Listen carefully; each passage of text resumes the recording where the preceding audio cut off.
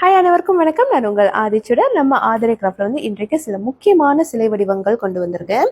So ஒவ்வொரு தேவியும் நீங்கள் பார்த்தீங்கன்னா ரொம்ப முக்கியமான விசேஷ கடவுளாக நம்ம இந்து மதத்தில் இருக்கக்கூடியவர்கள். ஸோ நீங்கள் முதலாவது நீங்கள் பார்த்தீங்கன்னா காளி அம்மனின் திருவுருவ சிலை கொண்டு வந்திருக்காங்க. நிறைய பேர் என்கிட்ட இதை கேட்டுக்கிட்டு இருந்தீங்க, காளி சிலை இருக்கா, காளி சிலை இருக்கான்னு. இப்போ நம்மக்கிட்ட இந்த தசபுஜங்க காளி அம்மன், அதாவது 10 திருக்கரங்களுடைய காளி தேவியின் ஒரு திருவுருவ சிலை இங்கே வந்திருக்கு. நீங்கள் பார்த்தீங்கன்னா கீழ்ப்பகுதியில் அழகா ஒரு பீடம் இருக்கும்.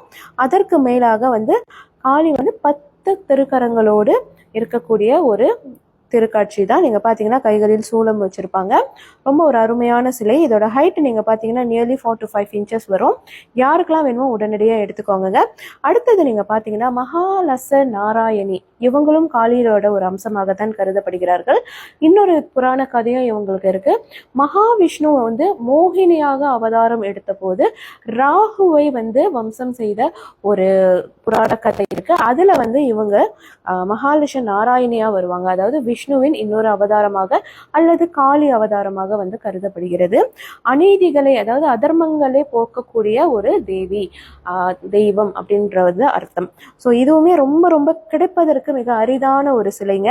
ஸோ நீங்க பார்க்கலாம், அழகா திருவாட்சி கொடுத்து கீழே பீடம் கொடுத்து இந்த திருவுருவ சிலை வச்சிருக்காங்க. இது ஒரு 6 inches ஹைட்ல இருக்கு.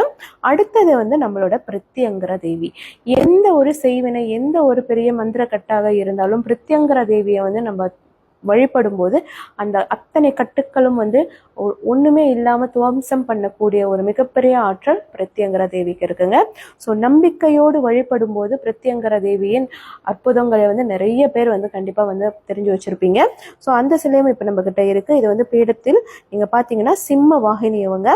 ஸோ சிம்மத்தில் அமர்ந்து இருக்க கோலத்தில் 4 திருக்கரங்களோடு இருப்பாங்க.